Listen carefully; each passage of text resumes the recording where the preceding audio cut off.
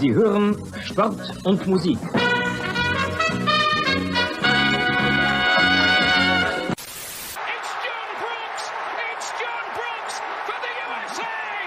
Das Spiel ist aus! Deutschland ist Weltmeister!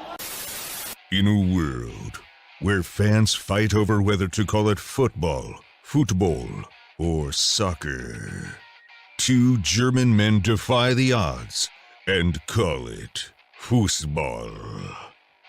Bringing you inside the German-American football experience. And now, here are your hosts, the Schnitzel Boys. Yeah, we're back, baby! Yeah. American Hopefully delay-free. Hopefully. This is why we need a technical director. If you're out there and you want the job for no pay, the job is yours. We need help. All right. But this is us. We're back to USA Hour. USA is still in off-season, but we had an MLS game over the weekend. We had an MLS team and a FIFA competition over the weekend. Club World Cup, baby. The Club World Cup. Should have been us. Yeah. Could have been us. Could have been us. Should have been the Young Red Bulls. Not should have been. I mean, I don't mean that. But could have been. No, it should have been LAFC because What?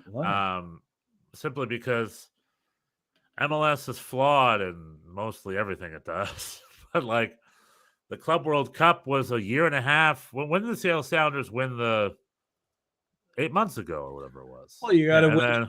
then- Yeah, you got to. It's a process. First, you got to. and the Seattle Sounders hasn't won a game since. They have, but like after they won the CONCACAF Champions League, they just did they even make the playoffs in MLS this past year? They did not. They're straight they didn't, right? to end. Yeah. Yeah, and then that team, after not making the playoffs, took 2 months off. A couple of guys won the World Cup. Then they came out. They flew to Spain and Portugal to do off season because they had to go all the way to Morocco to play Al Ahly, an Egyptian club that didn't have to go far at all. And I wanted to watch this game. Did you watch the game? I watched the game on the treadmill at the gym. Nice. Good for you. You were probably doing a lot more running than a lot of those Seattle Sounders guys. It was just walking, uphill walking. I'm doing uphill walking. Yeah. But what I like, I have a weird schedule. I'm sorry that now that I brought it up, I need to get into it. I don't think I could watch a game while running. I can watch a game while walking. I don't think I could watch a game while running. I can barely watch a game while sitting. So you got one on me. Why are you supposed to watch CNN or something? Isn't that what's on the stuff? I think it's a good thing to watch a game while walking. That's a good idea. Did you walk the whole 2 hours? Yeah, I have because I'm getting ready. I'm getting ready for the Wapta Traverse. I'm going to ski. What? The Wapta Traverse is a traverse in the mountains of the Canadian Rockies, and so I'm going to hike and ski this traverse for multiple days. So as in preparation for that, I'm doing a lot of uphill walking, and sometimes on a treadmill. That's amazing, man. You're doing it, man. You're crushing it. Are you still rucking like you used to? I'm doing that too sometimes. Yeah. Yeah, you crushed it. I went way off I'm trying to get back on it a little bit this year. I need to get back on. I went the opposite direction. I had a few rough months too, the end of last year in that regard. When I first stepped on my scale for the first time in a long time this January, that was also a shock. So I'm trying to get back into it. Sounds like you're succeeding. My goal was to lose a lot of weight and go skiing this winter, but that failed. So I'm gonna do it again. We'll try it again. Machmal nochmal for next year. We'll do it again. Next year we're gonna go skiing. That's good. It's February. I still have. We'll both be fighting. We'll both be in fighting shape. Yeah, amazing. Well, that's cool. So, is it cross country skiing, or is it a lot of downhill skiing, walking? It's mostly that. Yeah, I mean, it's a traverse. It's not like super steep, but yeah, there's a lot of you walk up and then you ski down to the next. You sort of cross multiple mountains. I'm gonna Google what traverse means exactly. Traverse, travel or through. That's what that means. Move something back and forth or sideways. Noun, an act of traversing something. A part Well, of a structure that oftentimes, extend. It just means moving. So I yeah, traversed to the Pizza Hut and I got myself a barbecue onion deep dish. I guess sometimes, like when it comes to backcountry skiing, oftentimes people just sort of walk up a mountain and then they ski down it. That is often the case. You just go up and then you ski down. Yeah, A no ski lift. traverse. Well, yeah, if you want. I mean, obviously, that's a whole other thing. I'm a ski lift guy. I was ski lift guy today. I like am to be too. lifted. I am too. I also. It's definitely a lot more efficient. But yeah, traverse is multi-day. There's famous ones in Europe. You can go from Chamonix to Zermatt, and there's some huts on the way that put you up and cook you food. In Canada, it's a little bit more wild. There's huts too, but there's nobody there. You got to bring your own food. But a traverse just means you're going from point A to point B. It's not like you're just going, up a mountain and then back to the car. Yeah, I wonder, is that the same thing that Mano Inoue was talking about, where you go get plastered drunk and then go skiing? I don't. Well, that happens in Europe a lot because they don't have the same liability laws than they do here. Here also the ski resort is usually owned by one company. In Europe, that's not the case. It's like public land, and then if you want to, open a restaurant, you can do that. And so it's all. So they have these huts. I've had that experience. The Moserwirt, famously, I spent a lot of time in St. Anton, and the Moserwirt is a bar, and they have techno music, and people dance on the tables in their ski boots, and then you get stuck there, you get drunk, and then you got to ski the rest of the way back down, pitch black. That sounds like a lot of fun. I would love to ski drunk. It's dangerous, right? You can break your legs, but I guess so. I was lucky, and I was when I was doing this, I was really a beginner. I was not very good at all, and somehow it went fine. I mean, it's easy, because you see the lights of the village, so it's and that's just where you go to. Navigating's not a problem. You know exactly where you have to go, but you don't really see the. And there's no lights in the mountain, right? You're going through the dark. No, there isn't. It's dark. That's depending on so that's one thing, but that's not what Manuel Neuer. That's what Manuel Neuer was talking about. But in contrast to what he was doing, he said he was just kind of going. It was like going for a walk, and his boot just got caught someplace. Anyway, but enough about my skiing adventures. This is the American Hour. I forced this whole tale onto you. That was a good tale. It excites me. It gives me something to look forward to. Oh, good. I don't know if they have that here in the States, or maybe they do. What? Where there's like a big bar up on top of the hill. No, not usually. You have to ski down in the dark. No, that's not a thing. No, because this is there's liability and that kind of concerns. Europeans don't do life. You're on your own, man. You're not suing anyone. Yeah, 100%. Your mic is struggling, bud. I sent you a little chat there. You're crackling. You're coming in and out a little bit. Oh. So just do me a favor. Just double check your connectors. Just make sure they're on there nice and secure. Man, maybe there's a little bit of a vocal contact. Vocal contact, a German word that means wiggly contact, I think. Which means loose contact or whatever. Anywho, I could hear you. It was just you were coming in and out a little bit with the quality. So just double check. Okay, cool. Well, anyway, so Seattle Sounders are in FIFA Club World Cup. The reason I say it could be better for us is because there used to be the FIFA Club World Cup used to be in December, only because the World Cup is in February. So in a perfect world, an MLS team is already doing an uphill battle because they have to play Real Madrid or Flamengo or Boca Juniors. The bigger clubs are going to be there. And then, for instance, if the Seattle Sounders were to get past Al Ali, they would have had to play Real Madrid on Tuesday. Real Madrid is Real Madrid. Real Madrid is in form. And how far is Morocco?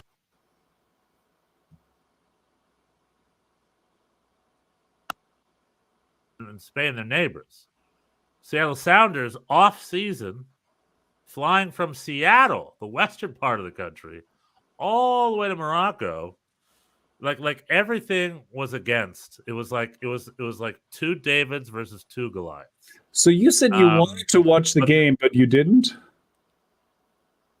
Yeah, I had to sleep. I was exhausted. I passed out. And then a couple hours later, I woke up. I was going to watch the replay. But there was no info and no replay to be found. It was just like it never existed. And I'm like, dude, Fox. I Googled it. It's got to be on Fox. And it's hard to do that because you try to Google it without seeing the score. That's right. And sure enough, after successfully pulling it off, I went to the Fox Sports app, put the game in, entered, and a stream didn't come up. The box score came up. And right away, the 1-0 flashed in my face. I was like, well, fuck. Now I don't even want to watch it. No, and, I mean, I think having watched it, nobody should rewatch this game. I mean, it was a snoozer. It was a snoozer of snoozers. Seattle. So why is that though? I saw the game. It was like a lucky last minute goal or whatever. Why couldn't Seattle on paper is a stronger team? It's not Real Madrid. But Al Ali probably had a bunch of local players, maybe a couple Brazilians on their books. But Al Ali has not. They've been unbeaten for several months. They are the top of their at the top of their game. They're in midseason form. The Seattle team collectively looked like they had all just gotten off the couch 20 minutes before the game. Like they looked very sluggish. There was not a lot of flow. People were not really at game speed. And Al Ali, they were also not great, but they were coherent. And then, in the end, they got lucky. It was a goal. They got a lucky deflection, and Stefan Frey couldn't get it. But Seattle really generated almost nothing. So that blows my mind because they put time. They prepared all year for this. They flew over there. They had a couple friendlies in Portugal beforehand, which is a good base camp to get ready for it. And what blows my mind the most is the Seattle Sounders had a fan contingent there. They flew there. They flew to Morocco to watch that game. Good on them. If NYCFC was in this tournament, would you have flown to Morocco to watch the game? Fuck yeah, definitely. No question about it. Yeah. What happened? Yeah, but what happens if you go and they sluggishly lose 1-0 to an Egyptian club? Well, then you've still been to Morocco. Have been like, well, that was a waste of a trip. No, say it again. I would have still been to Morocco. Oh yeah, I guess that's true. I guess it's part of the trip. I guess it doesn't feel like they're just there for the game for the 2 hours and they flew right back afterwards. Yeah, I don't know. But I just want to say kudos to those fans to coming out there. Our delay is also full on back. I don't know if I'm still crackling, but our delay is also still happening.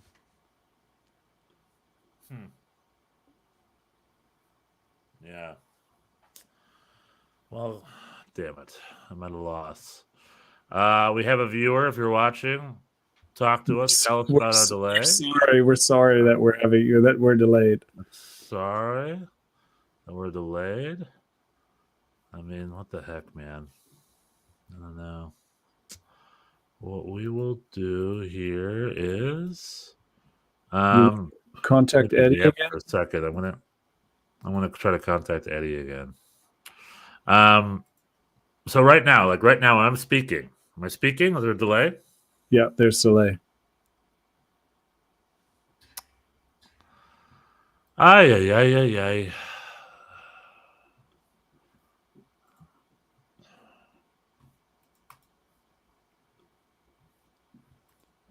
Well, should we stop this and fix it, or let's yeah, let's. I mean, let's fix it. I really just want to talk about. I want to talk about Seattle Sounders real quick. That's it. You want to just end it right after this? The Seattle Sounders talk. Let's do it. So we have all these. You and I have even gotten arguments about this before. We have all these things where Just for starters, how about this? Like, I'll talk in a batch, and when I'm done, then you can talk in a batch. We'll just do it Okay. like one batch at a time. Cool. So let me just do my batch here, and then I'll do this, and it's your batch time. Every day, MLS fans love comparing themselves to the rest of the world. Are we a top 10 league? Are we a top 5 league? Are we a top 20 league? And then all the YouTube haters come out and be like, you're not even a top 200 league. The Vietnamese minor league put you to school or whatever. Blah, blah, blah, blah, blah, right? However, there are a lot of articles, a lot of rhetoric of like MLS is top team. There was that ESPN article 2 weeks ago or 3 weeks ago being like, the MLS already is a world-class league and blah, blah, blah, blah, blah. But when it's time for us to actually go and play the game of soccer, we always fail. Mexicans always beat us in Mexico. Whenever we play competitive games outside of the United States, we always lose. Like when we played against Al Ali, I'm like, MLS teams tend to not win this. Like that African club. Like when was the last time anyone talked about the Egyptian soccer league as being, you know what I mean? That's not even on anybody's top 20 lists. But my thing comes to we got to check ourselves before we wreck ourselves. At the end of the day, our league just isn't as close to the top flight leagues as we think it is because we have a hometown bias where we see things, we put two and two together. But in Saudi Arabia and in Egypt and in Korea and in Japan and in Australia and in New Zealand and in Canada and in Romania and in Switzerland and all these other leagues that we don't talk about, they have the same bias. They put two and two together and think, oh, we're the Swiss league. We're only a half a step below the Bundesliga. We're a top 10 league. Where no one in the U.S. is talking about the Swiss league, you know? Same thing with the Egyptian league. It's like maybe they're the strongest league in Africa. Maybe they think the world of themselves. But like, you know, in Australia, in the United States, and in Canada, and in Brazil, and in Germany, no one's thinking about the Egyptian league. It's out of sight, out of mind. We assume it's a bunch of backwater folk playing around in the backyard, you know. So I just think this is a good reality check that when we do this when Don Garber comes out with the whole, we want to be a top 10 league. It's like we are not that close. I think the only thing that puts us as a top 10 league is our biases and our sort of like recency bias and our regional bias. And I think we look through a shutter or through a tunnel and we only see the big leagues and think it's the big leagues and we're just right behind. And we don't see the hundreds of other leagues that are essentially in our ballpark that we just don't give them enough credit for. That's my sort of thing. That's my mountain. That's what I have to say. All right. Your thoughts? Yeah. Many thoughts. Thought number one, none of this, whether I agree or disagree with you, none of this we should extrapolate from this game where Seattle basically, got off they're in preseason. They had to travel around the world to play a team that was from close by, that was in full form. So I don't think people were saying, people on Twitter get upset. This was a disgraceful performance. And, there's a lot, I guess for a lot of people, there's something riding on this. It's the first appearance of an MLS team at this tournament, and it was pretty forgettable. Fair enough. But I don't think that means really anything one way or another, this particular game. Now, I mean, I think on the whole, I agree with you. I think it's very hard. We you can spend a lot of time sort of crunching numbers and comparing statistics, and people love doing that, but it's very difficult. It's very difficult to compare leagues with each other that are not on the same continent and have no direct comparisons. So it's hard to say. And yes, we are all, like you're saying, the Swiss, the Americans, we're all sort of measuring ourselves. The one thing that's happening, I think that's also new is that and this is a whole other topic, but the Premier League has really separated itself from everybody else at this point. The Premier League clubs spent gazillions of dollars, and this is not just the top six. This is everybody. Bournemouth is outspending Juventus by enormous amounts of money. So the Premier League has now become really separated itself, but also at the same time, people watch it a lot more because it is so compelling. I watch a lot of Premier League now. I never used to do that. When I was in Germany, I was watching Bundesliga. That was it.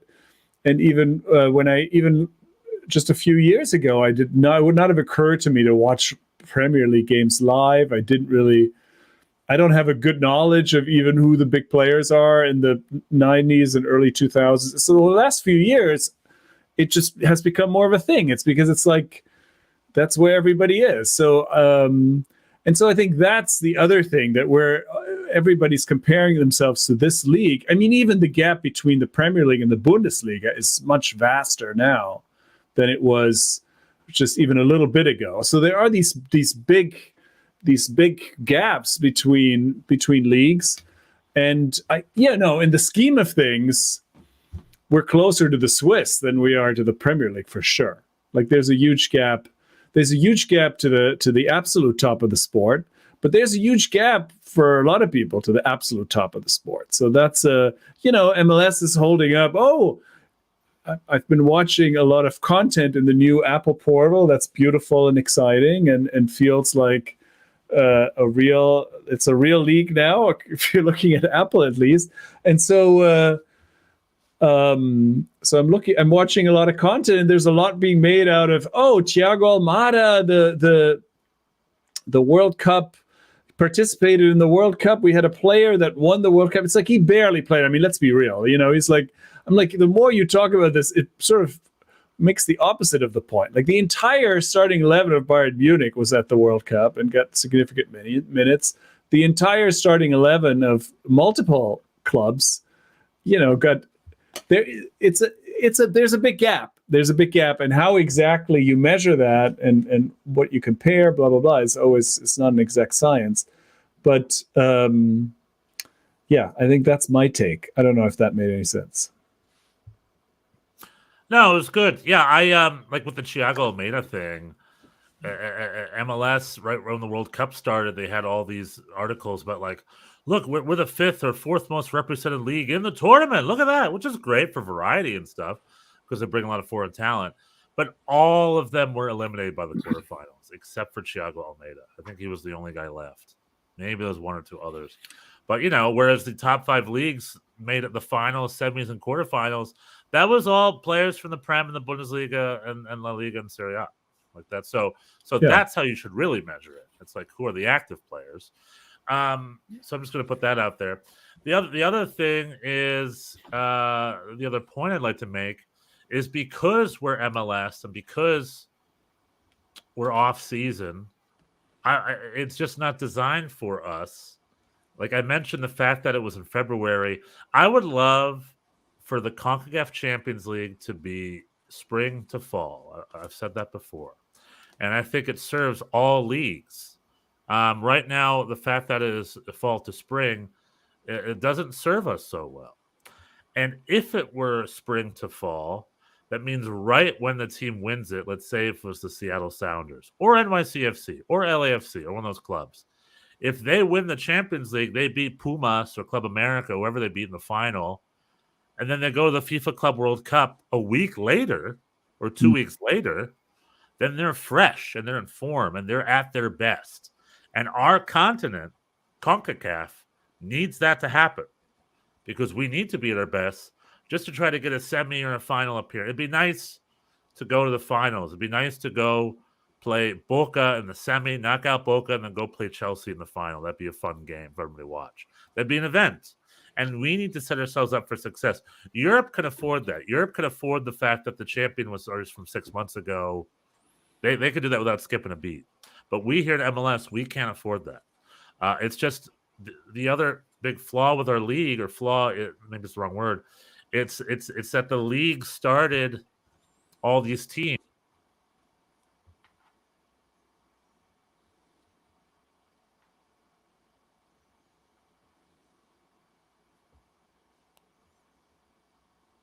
CONCACAF Champions League is also almost a courtesy.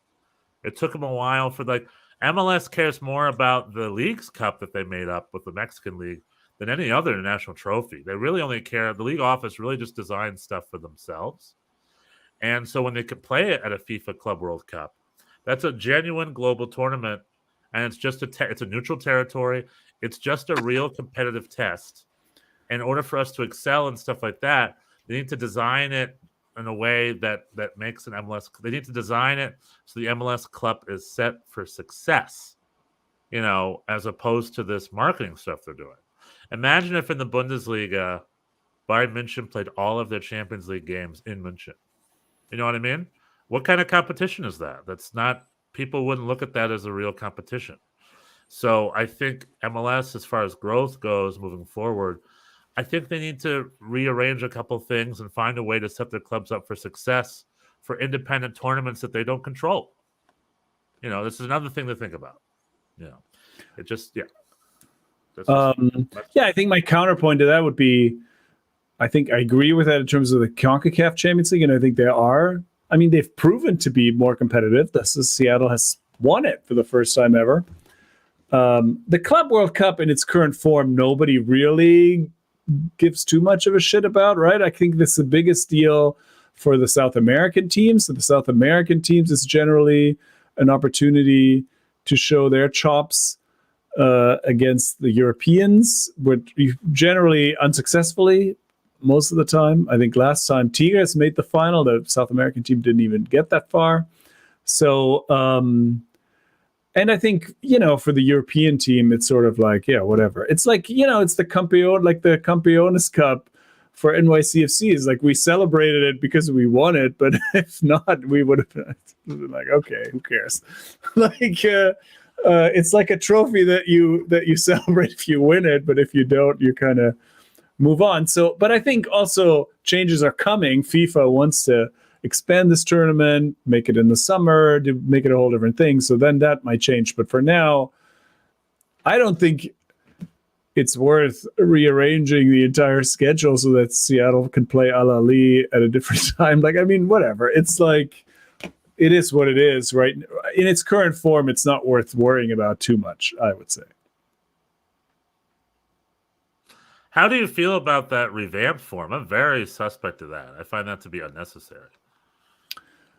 Well, I think, it's just FIFA. It's FIFA trying to expand their influence and make money, and we'll have to see. Obviously, it's a problem in terms of continuously expanding the schedule and making these players play more and more games, and that clearly is an issue for these teams.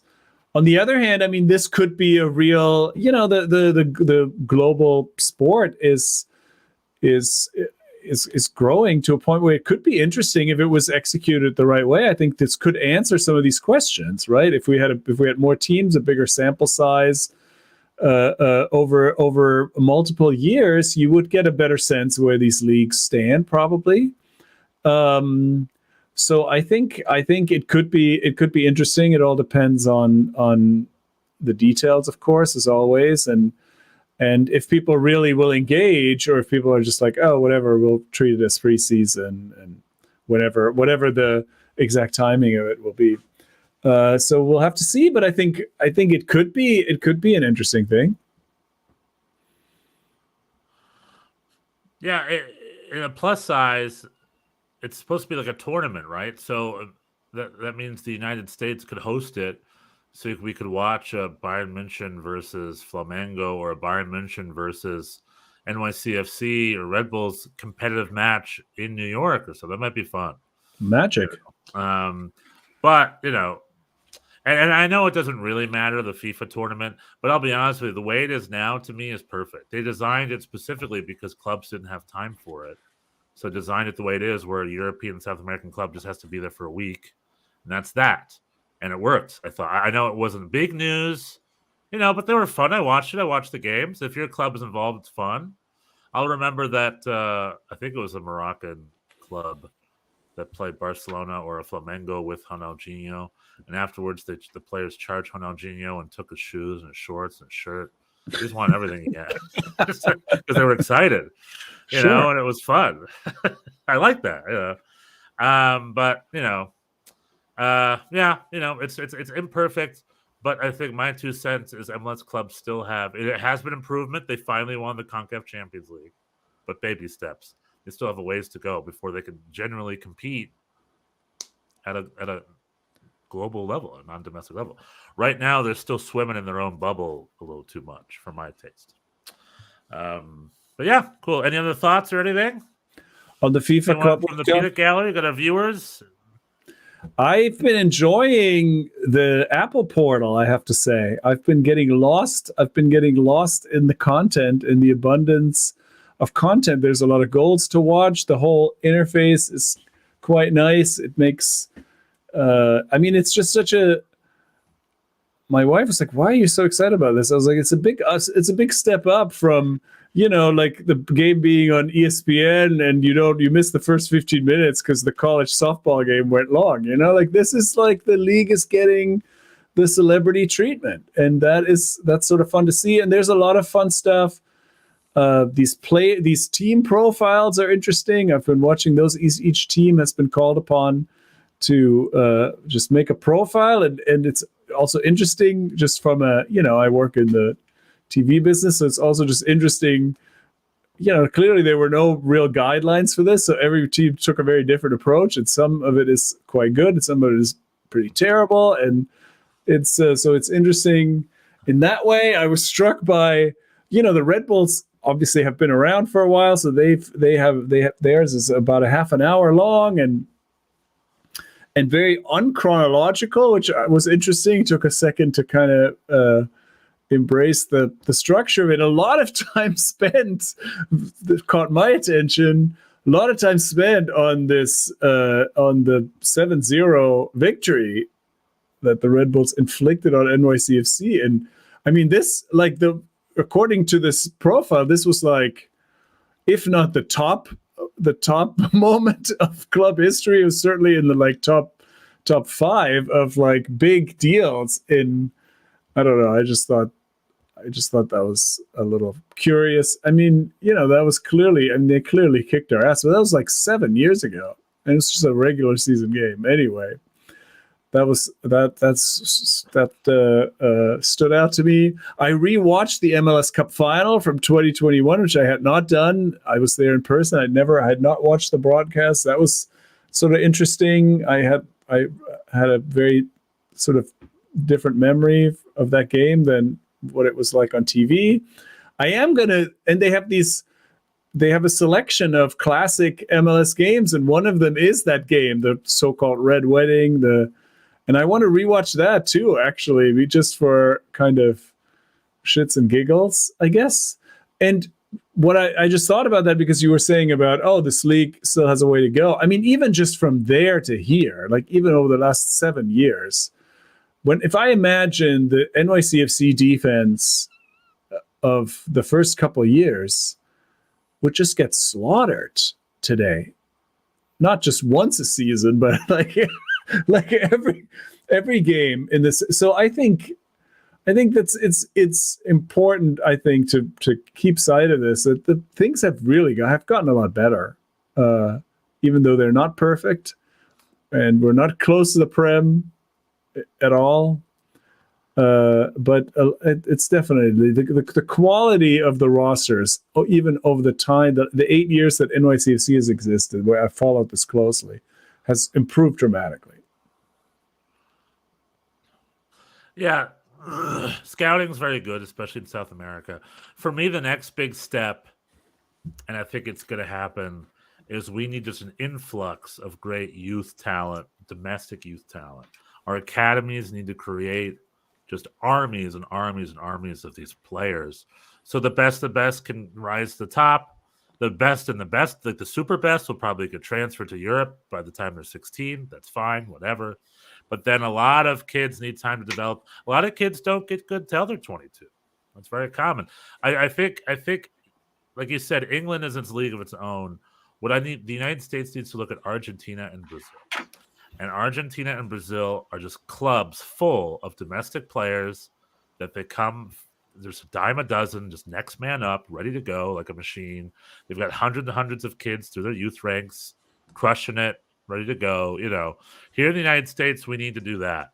Caden Clark just officially went to Leipzig, which blows my mind because he kind of cooled off. But the loan is over. He's in Leipzig, so good for him. But Caden Clark's a perfect example of what we need a lot more of. You just need 2 or 3 is good, but in 10 years, I'd love for it to be like 10 guys like that. And only 2 or 3 of them can make the starting lineup because it's so competitive, and the other 3 have to find another club. They have to go to Houston or something to get minutes. But that's what I want to see. I think that'll be our big next step.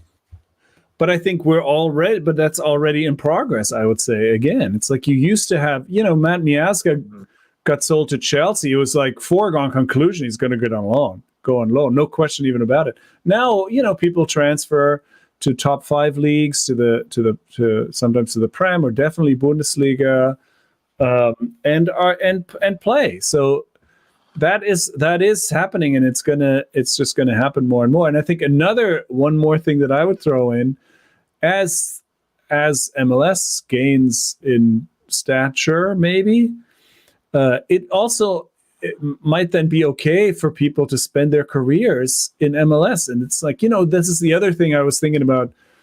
I guess Matthew Hoppe, who is now gone to Scotland, and Scotland really is where American careers go to die. I mean, that's not a springboard for most people. It's like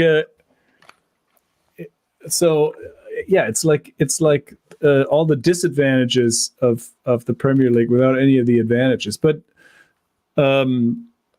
so I don't know how that's going to work out for him. It didn't work for Jimmy Sands. So there's also a lot of, Matthew Hoppe should come to MLS. Like, that just seems obvious at this point. And but it seems like he has this mentality that there is, it's Europe or bust. And I think that may also change at some point. People will be like, oh, it's fine. Like, I think there's still sort of an inferiority complex where people are like, oh, what if? And I think going to Scotland is not, I don't know, in terms of I'm sure financially it's not that big a difference. And so it's just that, like, oh, I'm not going back. I'm not going to this league. I am a player who plays in Europe. And, it'll be interesting to see what happens with Jimmy Sands. His loan is running out this summer. Rangers are not going to buy him, I'm pretty sure. And then we'll see what he does. Is he gonna be like, oh, let's go back? Or is he gonna bounce around? Is he gonna go to the route of, like, being somewhere in Sweden, or then going from Sweden to Belgium to Cyprus, and we'll never see him again? I don't know. Interesting. Yeah, right. The other thing is the league needs to be there to catch players back, like a Mexico, like a Brazil, like an Argentina.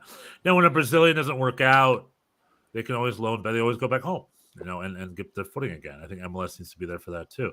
Yeah, Matthew Hoppe definitely should be going to MLS. A lot of those leagues, like a Scotland, like a Sweden, like a Norway, like a Denmark, those are just adventures. Those are just life adventures. Those leagues are not a step up. In fact, in Scotland, I'd argue it's probably at least a half a step down. So I agree with you on that. Like Matthew Hoppe, if he wants to really play at his highest, he's in Hibernian right now. We just had that. Hibernian's lead scorer was that obscure American Christian Gomez. Christian Ramirez. He's back. He's coming back. He came back. He's coming back to the Crew. He came back. He's going back to the Crew, which is a good. And the Crew will be. I'm sorry, we're talking over each other with the delay. But with the if he would have gone to the Crew before Scotland, he would have probably made twice the salary. When he was a hot commodity then. Anyway, that's a whole other topic, player development. I was thinking about this. I'm going to make this, and we can post it somewhere. I'm going to make a flow chart for American players, how to decide whether or not to go to Europe. I'm going to make a flow chart, and then that'll solve that problem once and for all, and it'll be very easy. A, do you understand when you travel, it's a different country? That's A. I think a lot of players don't get that. For me, that's a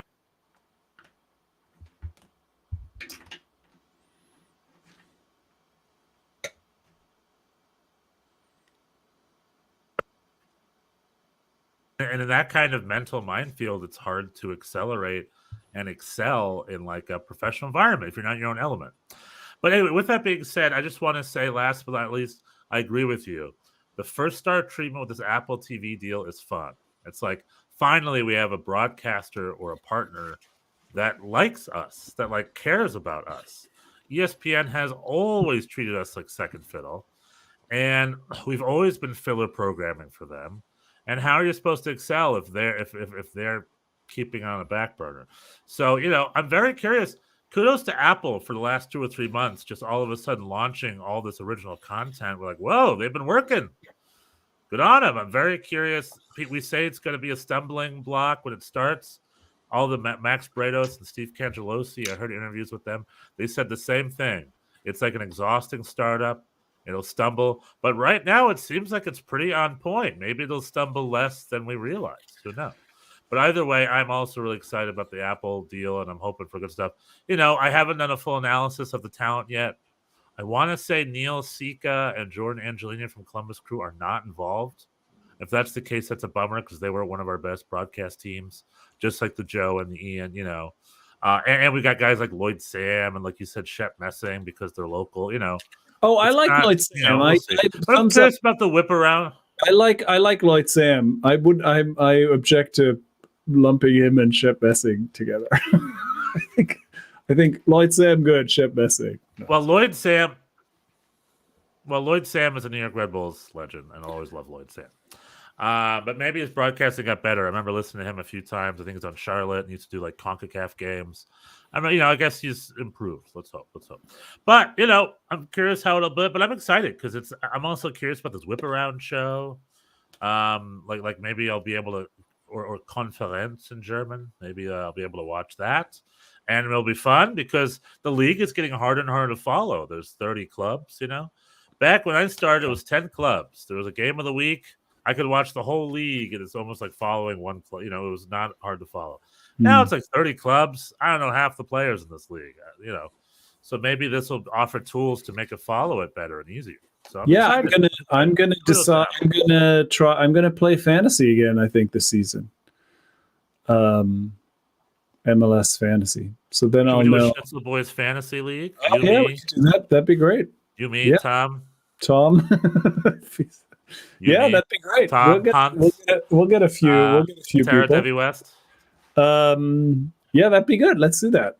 I stopped because it's so, MLS, the official MLS fantasy game, they let you switch players constantly. And so it just became very labor intensive. But now that all the games are at the same time, I feel like I can try it again. Anyway. Although didn't NYCFC just announced, remember the whole hubbub where it's like Wednesdays and Saturdays set in stone? Did NYCFC immediately announce that they're moving a Saturday game to Sunday following up? Was it NYCFC? It was someone. Oh, I did not hear that. I probably was somebody else because I would have heard that. Maybe it was the Philly Union or something. Like literally right after the schedule announced, the next day, one club changed their Saturday game to a Sunday to avoid some sort of conflict. Yeah, I mean, there'll be some exceptions, but overall, yeah. Right.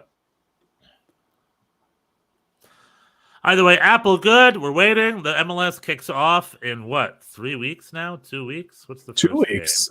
Game? It's Monday. What is it? It's the 25th. So it's 19th, 2.5 weeks, 19 days, whatever. Who's counting? Certainly plenty of time to rewatch fun classics on the Apple Season Pass app. I sound like a complete shill, but it is exciting. I like it. Anyway, we got to figure out the Lothar Matthäus versus. We do. It's terrible. Do they have the Lothar Matthäus versus Ben Olsen fight from summer of 2000? I want to watch that game. I want to watch old school MLS. I want to watch Clint Mathis score 5 goals. There are some. I want to say is for New York Red Bulls, I'm excited this year. I'm really excited about Dante Van Zier. Something to be excited about. I'm really excited about the New York Red Bulls. We got some reinforcements. I love it. I can't wait. Well, maybe we'll see if Dante Van Zier will be the next BWP for us. We'll see. All right. We'll see.